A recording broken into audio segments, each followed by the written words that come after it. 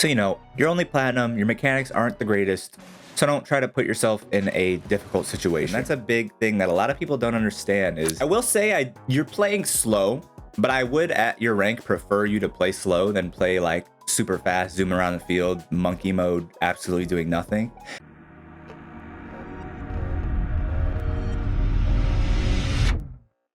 Yo, what up guys, welcome back to the YouTube channel for another educational Rocket League video today. And today we're doing a replay analysis for our boy, our freaking big boy, our lad, our laddie, Slick Schmitty, who's always in the stream. Shout out to myself, check out the stream, first link in the description, twitch.tv/cracksackgames. Drop a follow, go ahead, I'll wait for you right now. Go ahead and do it.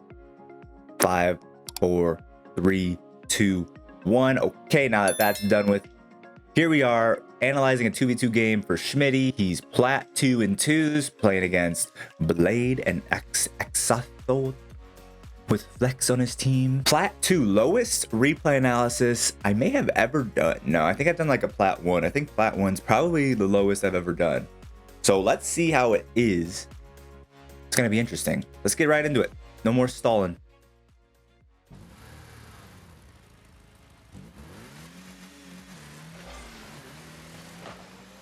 All right. Okay. Hey, man. If you don't have the ability to make a good play off the wall, don't try to make the play off the wall, right? Good job grabbing the boost before you go up for this ball. But at this point, man, you do not have to jump off the wall to try to hit this ball. So where you went wrong to begin with is you instantly just tried flipping off of the wall. Just instantly, your first movement off of the wall was just a flip.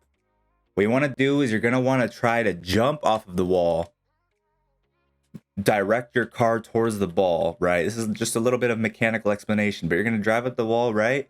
Instead of just instantly doing a side flip at the ball, try to jump, just do a single jump off the wall, get a little closer to the ball, and then flip into the ball. That's going to make hitting the ball a little easier than just doing a flip straight off of the wall. You don't want to just flip off the wall. You want to jump off the wall and then flip into the ball. But you didn't even have to, really. This ball is not in a dangerous position. And at Platinum, you probably don't want to be trying to make plays off of the wall, honestly.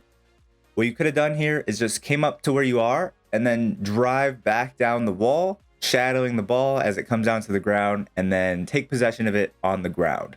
Maybe he'll challenge you. Maybe you have to take a 50-50. But taking a 50-50 in your own corner isn't really bad.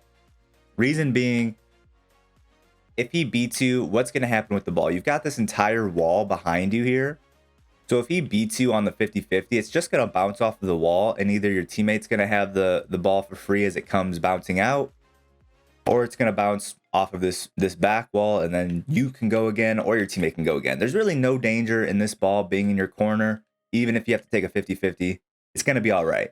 So, you're only platinum, your mechanics aren't the greatest, so don't try to put yourself in a difficult situation. Make the easier play, which is going to be just, again, turn, shadow this ball down to the ground. And heck, even while you're shadowing this ball down to the ground, right, as you were to shadow this ball back down to the ground, if you want to incorporate a little bit of mechanics and you want to try to avoid the 50-50 a little bit, as you turn and are shadowing the ball back down to the ground, if you notice, Blade, who is down here, is going to position for the challenge, and he's not just rotating out, giving you possession. Then what you can do is you can jump off of the wall at any point in time and flip into the ball and send it past him. Again, you're going to have to practice this a little bit. It takes a little bit of nuance because when you flip in any direction, you're going to level out, right? As soon as you flip, you are not going to be moving vertically at all. As soon as you flip, that's it. You stay at the same height as where you flipped. So it's going to take a little bit of practice to get the hang of flipping off of the wall. But you can stay upright and flip into it with the back end of your car, or you can air roll upside down and do a front flip into the ball, and that'll give the ball a little bit more lift past your opponent. So, either one would work. The rotation of your car getting upside down and doing a front flip into the ball would be slightly better, but it's going to be a little bit harder. All right, let's keep it going.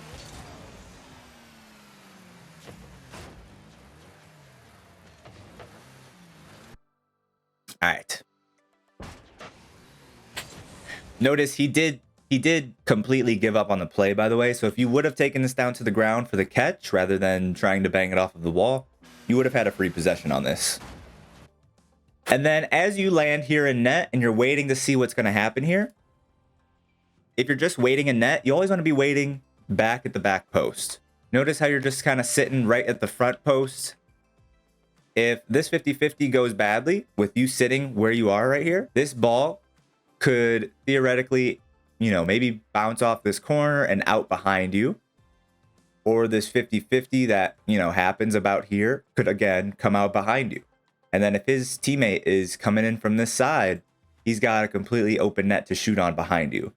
So that's why you want to sit at the back post when you're sitting in your net, not the front post. Because if you're sitting at the front post, you're leaving all of this space behind you where the ball is completely scoreable for his teammate. So you can sit at the front post, but you at least would be wanting to face out towards the opposite post, right? Whenever you're sitting in the net and you're sitting at a post, you want to be facing the opposite post so that you are covering the entire net and not just giving up all of this space behind you for something bad to happen. And notice if you were back further, sitting in the net at the back post, this read would be a whole lot easier, right? You would be back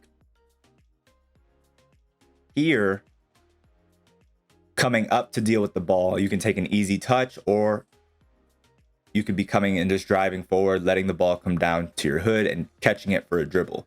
But because you were sitting at the near post, this ball is really far overhead and it's making it really awkward. You don't know if you should jump up for it for here or from here. You don't know if you should go up off the wall for this. But all of that confusion, all of that decision making would be taken care of for you if you were just sitting at the back post to begin with. This would be a much easier ball to deal with.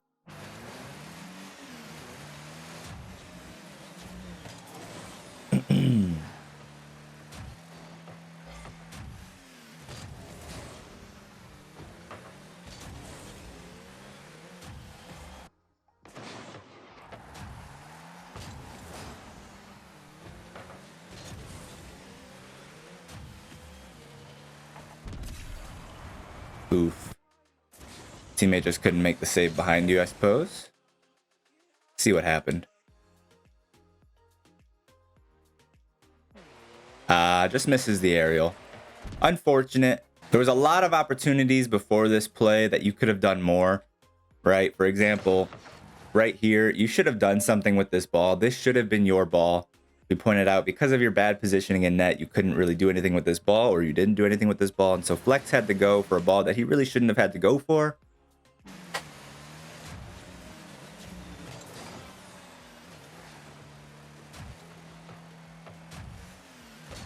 And then, I mean, this is not the worst touch. It could have been better, right? It could have been a little bit better, but at this rank and at this level, that's a pretty okay touch. The only thing that you could have done better here is to try to get a little bit more to the outside of the ball and take this touch away from your opponent, right? If you touch this ball more to the left, you can beat him without him even being able to 50-50 the ball. And there's you would have bought your team more time overall. And so this situation, again, might have been avoided had you taken a slightly better touch here and not given him the opportunity to get any touch on that ball in the first place. Blade may have not had this free touch, and you might not have gotten scored on here at all. So I would say this goal, even though your teammate is the one who whiffed the save, I would still say that goal was on you. And that's a big thing that a lot of people don't understand, is just because your teammate's the one who didn't make the save doesn't mean that goal is completely on them. There was a lot of stuff beforehand that led to your teammate being in that situation that didn't have to exist in the first place.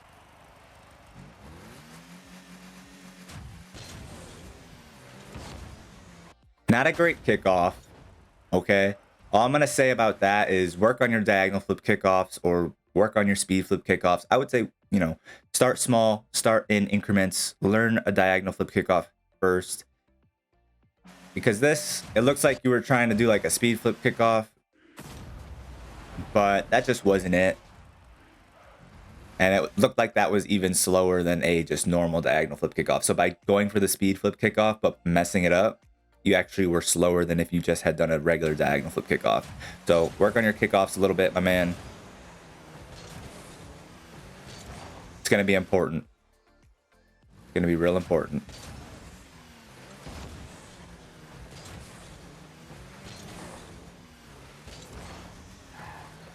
Yeah, your general just car control needs some work so far.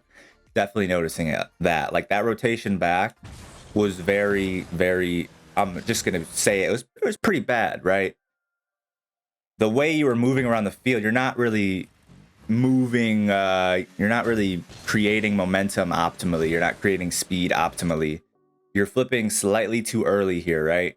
If you wait an extra second to flip, you'll have a little bit more speed. You'll cover a little bit more ground here. And then again here, this instant flip without any, you're like flipping without any speed already built from driving. Really hard to explain. I don't know if you understand what I'm saying, but you're pretty much flipping from a dead stop almost, and that's not optimal. You want to build a little bit of speed first by driving and then flip, and you'll cover a lot more ground a lot quicker that way. So just overall, your car control needs a little bit of work. I would say spend some time in training. You know, spend some time in training and free play, really just mastering your car control, flipping around the field, driving around the field, on the walls, on the ground. You could do some workshop maps, dribbling training, stuff like that. Yeah, mastering your car control is huge. Like, I've said it before, being comfortable in your car while playing and being able to just move around the field completely fluently and how you want to move around the field in your mind is so big. And right now, like, I feel like this week I've kind of been playing a little less than usual, and it's like I'm kind of slumping right now. And the thing that I'm noticing, the only thing that I'm noticing that's messing up my gameplay is my car control. My car control right now, it's like less than usual. And I'm just not happy with the way that I'm moving around the field, because I know what moving around the field well feels like. And right now for me, I'm not doing that. And it's really affecting my gameplay. So mastering your car control is huge and hugely important, and just makes the game so much easier when you're able to move around fluently and how you want to in your mind.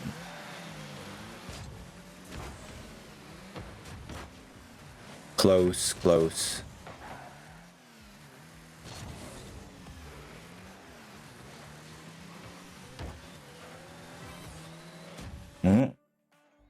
This is a pretty good first touch here.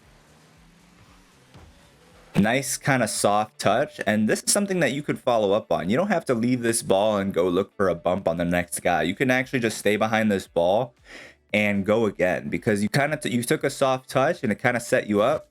So if you would have stayed behind this ball here, you know, you might get bumped from behind, in which case then your teammate can take over. But until that possibly happens, you still had control of this ball, and you still had your opponent kind of in a 1v1. So that was a good first touch that you didn't really take advantage of there. But your teammate was able to score. Nice.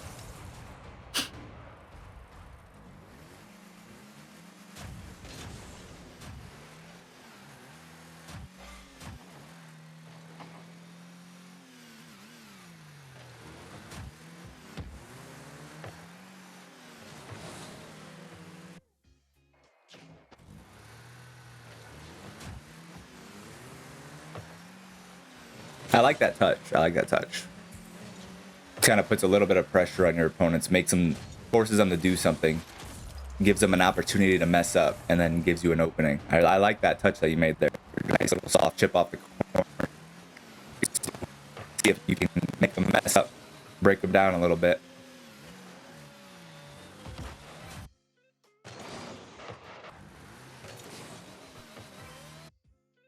I will say you're playing slow, but I would, at your rank, prefer you to play slow than play like super fast, zoom around the field, monkey mode, absolutely doing nothing. I do like that you're taking the more controlled approach, but you, at the same time, you do need to speed up a little bit, increase your decision making speed a little bit. Right here, you can go and steal this corner boost. I shouldn't say steal, secure this corner boost. And from there, you could probably actually make a touch on the ball as well. Grab this corner boost, and as this ball is coming up, you can chip the ball back down into the ground this way and start a play. But instead, you're kind of just lingering around this point, not grabbing the corner boost, letting him come and challenge the ball for free. And it's just, you have an opportunity here to make a play. So you need to take it, right? You don't even have to go for this ball. But at the very least, I think you should have secured this corner boost, and then you could have shadowed the play if that's what you wanted to do. Just kind of being a little too, I don't know, not really productive in any way, shape, or form at that point in time.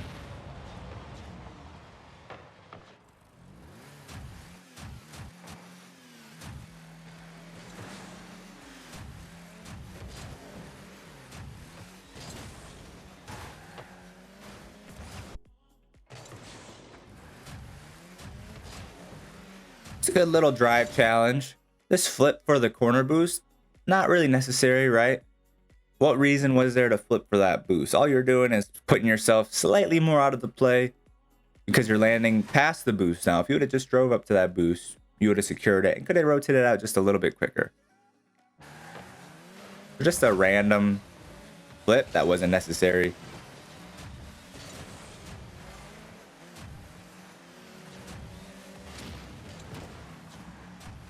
But I mean, let me, again, Platinum 2, I'm trying to find like general pieces of advice to give you because these lower ranks, I don't want to hit you with all these little tiny details in your gameplay that are misplays that I might give somebody who's kind of like champion 2, champion 3 or higher, because that's when those little details are the more important details than the big overarching rotational mistakes, positional mistakes. But honestly, so far, I only had that defensive positioning that was a positioning mistake so far. So far, your positioning and rotations have been pretty good so far. How many times did I just say so far? You know what, before we go on anymore, quick plug. If you're trying to get yourself a replay analysis, check out the description down below in the video. It has the details on how to do so. All you got to do is post a replay analysis file or a YouTube video link to the replay analysis chat channel, or subscribe to my Twitch or Patreon. Those links are in the description once again. And you get access to the sub-only replay analysis chat channel, where I do all of those before the free ones, because obviously you're paying to support me and get your analysis done. So I'm going to support you and do yours before the free ones.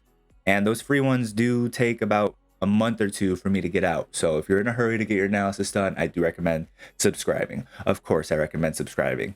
Why wouldn't I?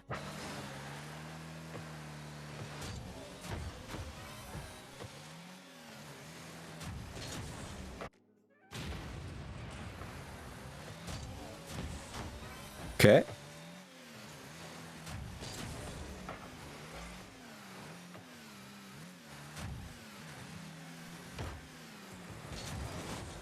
Good try, good try. Just slightly missed the ball.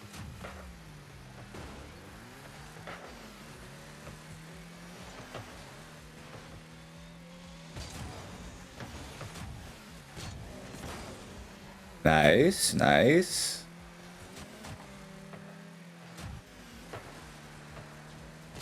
Nice, nice. Yeah, so far, not a ton to point out in terms of positioning and rotations. Your positioning and rotations are looking pretty good so far.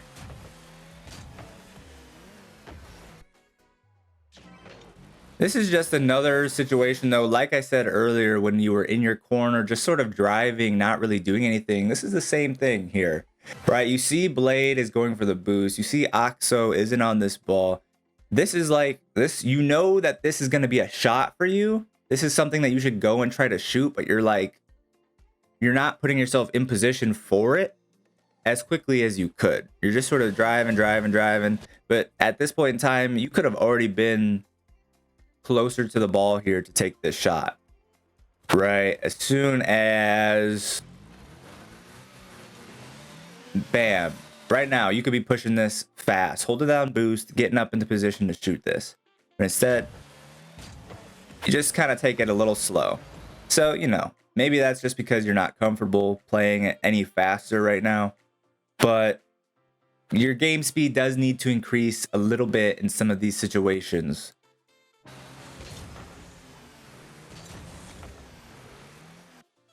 And here's one sort of, finally, I have some sort of little bit of general advice to give you. Your team's on offense. Flex just made a touch, keeping the ball on offense, but you're choosing to rotate all the way back here.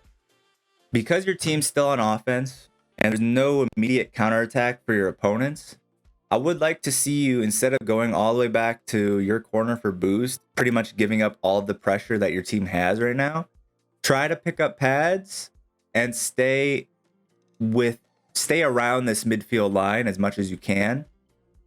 So that way, if there's an opportunity for you to come back and pressure the ball, you can do so, and you don't give up your offensive pressure that you have right now. Because Flex is unlikely going to be able to do anything else after this touch that he just made to keep pressure on your opponents. And because you're going all the way back to your corner for boost, you're also not doing anything to keep pressure. So you're pretty much giving your opponents a free possession of the ball now by not keeping pressure on them.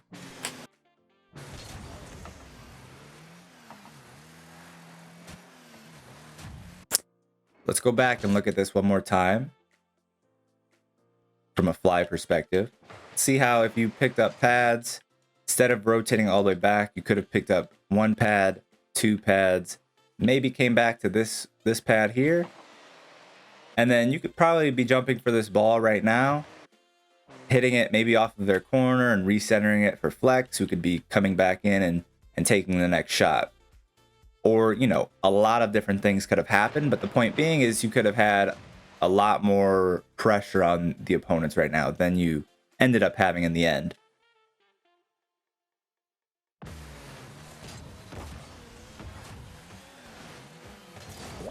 Nice, so good job.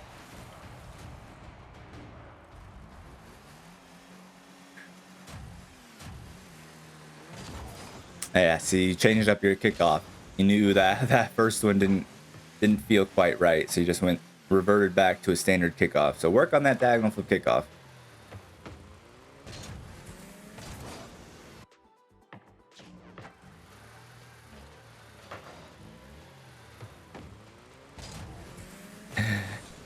Yeah, man. It's time to hit the training. It's time to hit the training packs. It's time to hit the free play, right? If you want to rank up, the biggest thing holding you back right now is probably just your game speed, your mechanics. Not your mechanics in the sense of flip resets, stealing shots, things like that, but your mechanics and just in terms of general car control, your movement around the field and your reads on the bounces and that kind of stuff. Training packs and free play, do a lot of that, and I think you'll instantly, I think just improving your car control and having decent positioning and rotations is enough to get you to high diamond probably. I think as long as your rotations and positioning are solid, are good enough, all you need to really work on from then is your car control, your movement, your reads on bounces as well. Just that alone will get you to champion, like low champion, high diamond.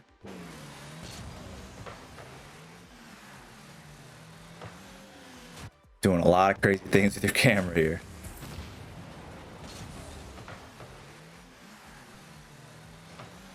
Oh my, that was quite jittery.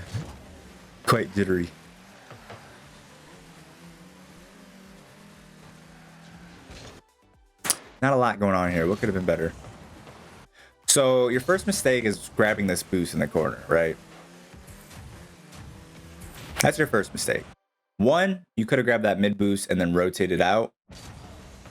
But 2, all right, you've seen plenty of my videos. I know you know what I'm about to say.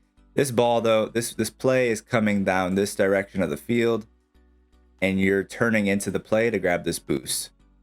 That little movement is causing a lot of chaos and confusion.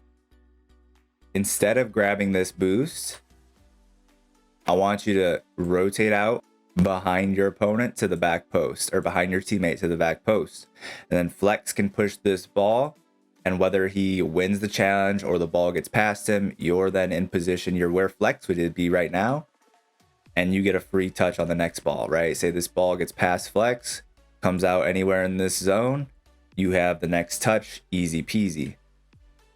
But because you rotate into the play to grab this boost, now everything's kind of thrown into chaos.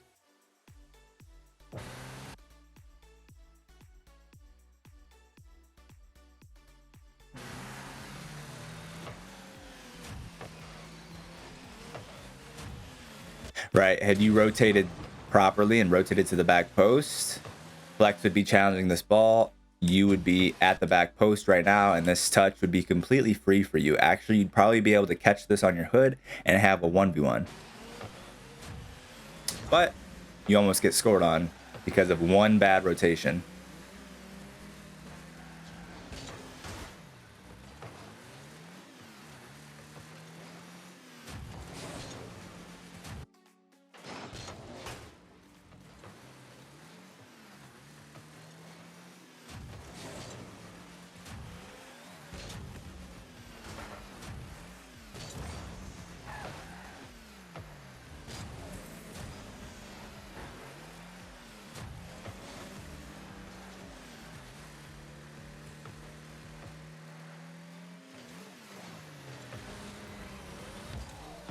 Hey, nice shot. Oh, that's the end of the game. Hey, man, honestly, your positioning and rotations were pretty good for the most part, especially if you're being plat 2. You said you were plat 2 and 2s and like gold 3 and 3v3. The game sense looked really good. The car control needs a lot of work. For your rank, I would say your car control is a little bit below average, but your decision making is a little bit above average. So, you know, you might be somebody who generally thinks that they're more of a thinker, a thoughtful player than a mechanical player. And I would agree with that. But I definitely think that it's time to start buckling down. If you really care about ranking up, you really need to start hitting the free play, hitting the training packs, hitting the gym, and working on your car control. Improving car control goes a really long way, and it goes a long way throughout the entire ranking up process, all the way up to Supersonic Legend. The better your car control, the better, period, right? Obviously, the better your car control can almost always get better, and it's just going to continually help you rank up. Couple of rotational mistakes, only like 2 of them really that I pointed out, like rotation and positioning mistakes. One where you're sitting in the net, you were sitting at the near post, not facing the opposite post, giving a whole bunch of space for something to get scored on behind you. And then you rotated into the play one time to grab a corner boost that threw your entire defensive positioning into chaos. So besides those little 2 mistakes, the only other thing to point out was really just try to increase your game speed. That was about it. So good job overall, man. Honestly, I like your slower approach to the game. Slower and more controlled is definitely going to be better than super fast and monkey mode that a lot of platinum players like to use, especially if you're solo queue, because if both you and your teammate are going monkey mode, then that's really bad. So if only your teammate's going monkey mode and you're playing more passive, that's great, right? So I hope you learned something. Question of the day. All right, so the question of the day that I asked in Discord was, what's the best car in Rocket League and why? Shamblaroni said Fennec, because it reminds me of my old GTI. I'm not much of a car guy, so I don't even know what a GTI is, but it sounds like that's an RIP. Yeah, sorry for your loss. You may be seated, said, well, you see, my good sir, the best car in Rocket League would have to be the Merc, no cap, in parentheses. The 50-50 game is becoming ever more prevalent, and the Merc allows you to 50-50 more without dodging. You lose a little flick potential and some consistency with the flicks, but if you're a threes main, the 50s and quicker recoveries from not having to dodge and sometimes not even having to jump to win a 50 increases game speed significantly. However, my good sir, if you're playing ones or twos, the Octane is the best car in the game. It's the most well-balanced hitbox in the game, and the car of that hitbox people have the most hours on. Switching cars, even within its own hitbox, can mess with one's perception of the hitbox, and you can get a lot of mistouches. If you ever have free time, watch Crack Zach on the Fennec. Prime example of mistouches caused by switching cars within a hitbox he was already comfortable with. That was a mouthful, and it's obviously cap. Seated. That was the wrong answer. That was a terrible answer. Moving on. Revan says Octane because it's overall the best and most consistent car in the game. All right, pretty standard answer. Wouldn't expect that from Revan. He's kind of a freaking menace. Battle Machiner says Maverick G1 because it looks cool and has a hybrid hitbox, so it's easy to get used to. Unfortunately, I gave mine away for free, like a numpty, whatever a numpty is. It was worth like 500 then. How much is it worth now? And lastly, a Savage Doc Holiday. He changed his name. Said Octane. It'd be a nice balance of everything. All right, so most people are going with Octane, a little bit of Maverick. We had a Fennec. We had Merc. But clearly the right answer is the Fennec. Yeah. What do you guys think is the best car in Rocket League and why? Let me know in the comments down below. I'm saying Fennec all day, baby. Ever since the Fennec came out, I've been a Fennec main. Not the entire time. I switch back to Octane every once in a while, but overall, anytime I like to switch between the Octane and the Fennec, but overall I think I like the Fennec just a little bit more. The car feels a lot looser, a lot faster to me, and I really like that. And I feel like I can sort of direct my touches where I want them to go a little bit more with the Fennec. I feel like it's just a little bit sharper of a car, and hitting those angles is just a little bit easier to me. Some people disagree. Some people feel that way about the Octane over the Fennec.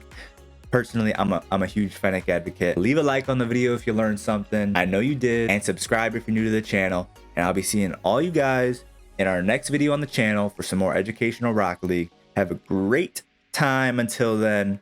Peace out. Adios. Sayonara. Auf Wiedersehen.